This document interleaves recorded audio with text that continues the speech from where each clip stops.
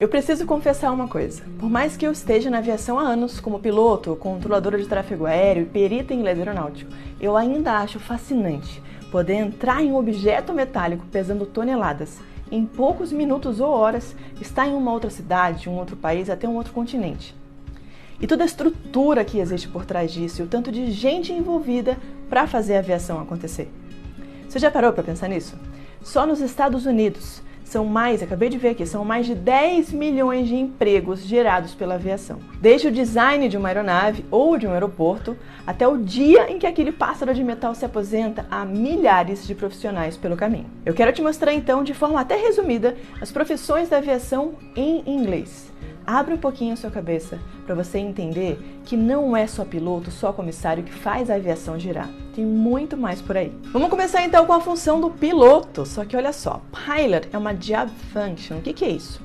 É a função ou conjunto de tarefas ou atividades desempenhado por aquela pessoa dentro de determinada empresa. E job title é o nome da posição ocupada por essa mesma pessoa dentro de uma organização. Então, um pilot, um piloto, ele pode ser um captain, um first officer ou um co-pilot. Em aeronaves antigas, existia ainda a figura do flight engineer.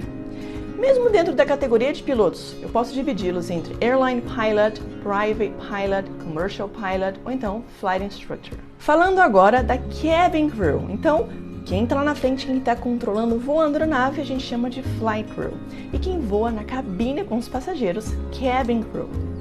Cabin crew nada mais é do que o conjunto de comissários de voo, comissários de bordo, em inglês chamados de flight attendants.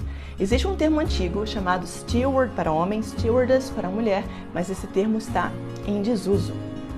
Continuando então, a gente tem outros profissionais que trabalham diretamente nessa operação aí dos voos. Algumas empresas, por exemplo, contratam o que a gente chama de despachante operacional de voo ou DOV, em inglês chamado de Flight Dispatcher. É comum também ver a figura de um profissional que vai até a aeronave passar algumas informações técnicas operacionais para o comandante, que algumas empresas chamam de Red Cap Agent, Orange Cap Agent ou Blue Cap. Com relação às operações de manutenção, Aline, eu tenho Technician e eu tenho Mechanic. Lógico, dividido em N áreas. Com relação ao pessoal de solo do aeroporto, Baggage Handlers, Cargo Service e Ground Staff. Não mais importante, e nem menos logicamente, a gente tem o controle de tráfego aéreo, Air Traffic Control, e aí setorizado lá dentro entre os estagiários, os trainees ou interns, os chefes de equipe, supervisors, ou então team leader, e eu tenho os operadores, que são os controladores de tráfego aéreo de fato, Air Traffic Controllers.